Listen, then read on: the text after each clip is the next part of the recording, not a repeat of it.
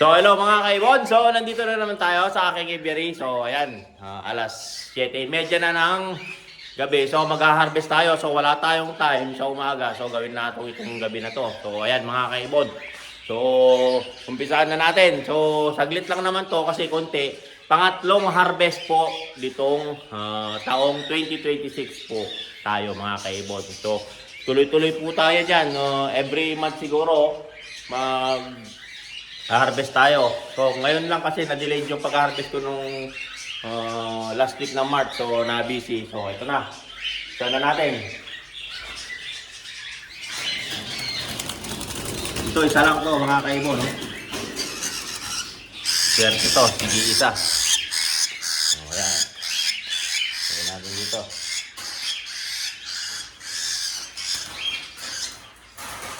Ayan. So yung mga pwede na, pinukuha na lang natin mga kaibon. So para hindi makaka-distract dun sa naglilimlim. So ayan kasi halos kadalasan kasi mga kaibon, meron na silang mga, ayan may inakay. Kinuha ko yung isa, apat na inakay. Tapos titingnan mo, nandito na naman yung dalawang magulang, may anak na naman oh. Ayan oh, papasok ko yung kama. O pailabas ko na lang. So ayan oh. May anak na naman mga kaibon. So, ayun, yung parents. So, hindi natin maiwasan yung ganyan, yung malakas yung breeder. Lalo na yung inahin nakakondisyon. So, ayan, kinukuha natin. Kinukuha na natin to kahit basta kumain naman na, okay na. So, ayan mga kaibon.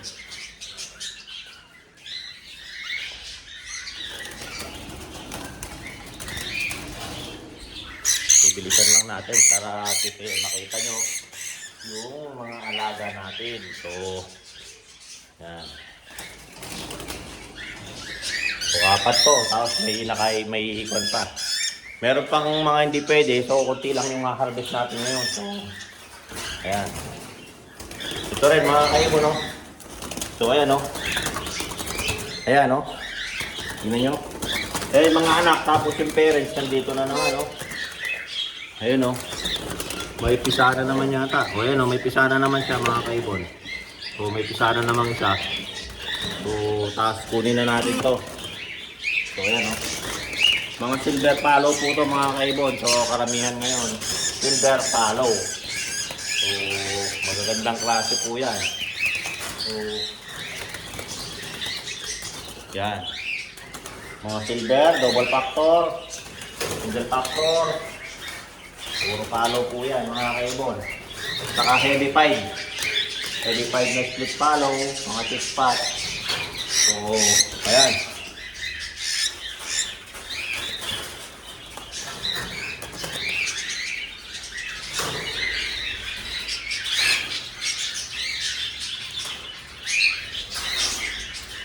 Ito natin ito para mabilis tayo mga kaibon. So ito, mga silver din.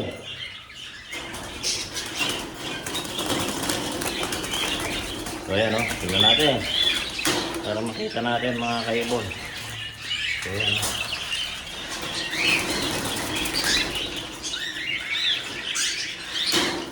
Ito o, may anak. Tapos tingnan natin, mayroon na namang yatang. Ayan o. May mga sisiyo na naman. Yung mahugot. So, tapos, tingnan muna. Tapos muna na.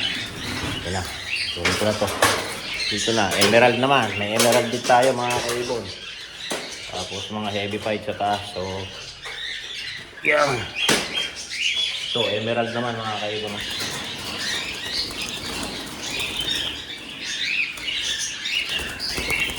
Yan, mga black-headed lime to mga kaibon. No? Black-headed lime.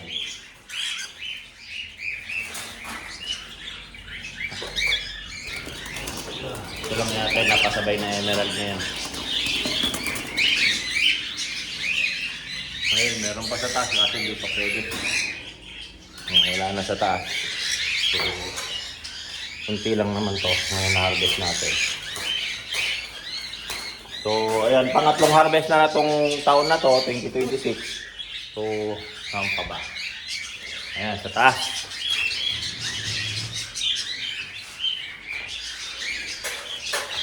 Hindi na puno yung carrier natin. So, okay lang yan. So, ito mga heavy pipe. Next split follow to mga kaibon. May magagandang klase to.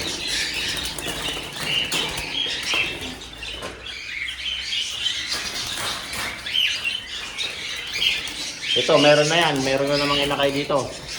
So, kaya dapat tanggalin na natin. Ayan, oh. Ayan. Yung mahupo yan. Yung mahupot. Ayan, mga kaibon. 4. Ayan pa sa dulo. So, 4 sila. So, gawin na natin.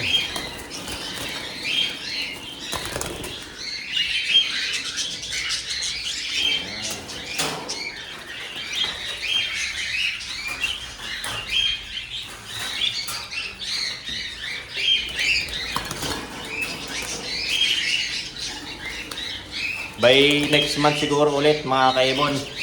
O magliliban tayo ng isang buwan ulit na alternate. So marami pa kasing mga inakay dyan sa loob ng nest box. Tapos may nakababa na rin. So ayan, may nakababa na rin, no? So lang natin. So check natin.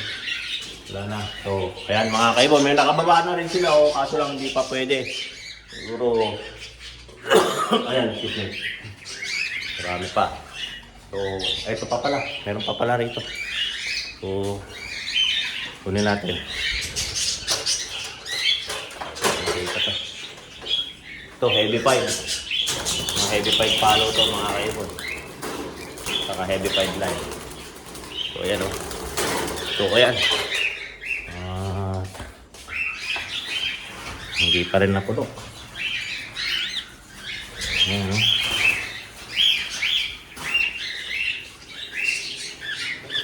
Yan. So, last na to. Wala na dadagdag. Wala, hindi pa pwede yung 8 eh. May 8 pang nakatambay doon. Ito lang hindi pa pwede. So, ayan. May 8 pa dyan, oh. Ayan. Dito. Yan. So, may pababa pa rin mga kaibon. So, ayan. So, bilangin na natin. So, guys ko muna para makita mo yung mga mutation na nating na-harvest ngayon. So, balik rin natin yung camera mga kaibon. So, ito mga kaibon. So, isa-isayin natin. Itong una, yung nandito is dalawang white face na emerald black-headed line. So, ayan, black-headed po yan mga kaibon. Black-headed line. Tapos, itong dalawa, isang pastel na gray silver follow. Pastel po yan. Ito naman, double factor po yan mga kaibon. Kaya ganyan, wala. Ayun o, kitang-kita nyo yung dark edge marking niya. So, ayan po yung double factor kapag pastel o yellow. Yellow siya. So, ayan mga kaibon. Ito naman, isang pastel pearl na single factor. White face pied na follow. Silver lime. Isang single factor na white face follow. Saka isang pastel na single factor na follow. So ayan, follow po yan lahat. So ayan. Kita niyo po mga kaibon. So ito rin. Mga white face naman to. So isang white face na single factor heavy pied po yan mga kaibon. Saan na? Heavy pied po yan. Ayan, heavy pied po yan mga kaibon. Saka isang white face pearl, silver line. Saka isang white face na follow. So silver line. Saka isang white face ulit na pearl na 5. What? Ano to? Silver line po yan, mga yan. Isa lang po yung nag-visual dyan, yung double factor po. Ay, single factor na heavy pied line. Ay, heavy pied po pala to. Heavy pied. O, ayan o, heavy pied. So, heavy pied ka na single factor. Kita nyo po yun o. Yung scallop niya. Follow po yan lahat. Follow. Tapos, ito naman, mga chick spot to na heavy pied. So, ayan mga kaibon, 4 po yan. Ayan, mga heavy pied po yan. Split ng palo po yan. Orange chick. Parang all cock po to. Mukhang kak. Ito lang yata magiging hen. Yung medium, yung pearl pied na to. So, yung tatlo na yan, kak na yan. Malamang. Kaya ito, isang white face pied na heavy pied lime. Saka, follow po yan ha, follow. Saka isang heavy pied na pastel. Ayan mga kaibon, no? So, ayan mga kaibon. So, bilangin natin 2, 4, 6, 8, 10, 12, 14, 16, 18. 18 po yan mga kaibon. So, marami na rin yan mga kaibon. So, ayan, papakainin na naman natin to. Ilalagay natin sa plate. Tara, tingnan natin yung plate na paglalagyan ko sa kanila. So, ito mga kaibon, yung plate na paglalagyan natin sa kanila. So, ilalagay ko dyan hanggang lumakas sila mga kaibon. So, ayan mga kaibon. Lagay na po natin. So, nag-iwan pala ako lang isa doon sa pangalawang batch na hinarvest natin. Para may tawag doon. Anting-anting tawag doon sa amin. Kumbaga, pampalaki. So, ayan, lagay ko muna mga kaibon para at least makita niya mamaya. So, ayan mga kaibon, pawis na ako. So, ayan, ilagay na natin yung mga alaga natin dyan na ibon, yung bagong baba ulit. 18 na peraso yan, plus yung isang naiwan na yan, isa 19. So, ayan, palalakasin muna natin dyan ang mga siguro isang buwan. Bago natin ihalo dito sa mga nandito sa flight. So, ayan, madami yan mga kaibon. So, ayan. So, dito naka-tiger rin naman yan, mga heavy pied, follow, heavy pied, yan, mga pied, mga silver follow, silver, saka mga emerald. So, naka-tiger rin na po lahat yung mga natin dito, yung mga alaga natin. So, ayan mga kaibon, mga emerald. So, ito naman, palalakasin natin yung mga bagong baba para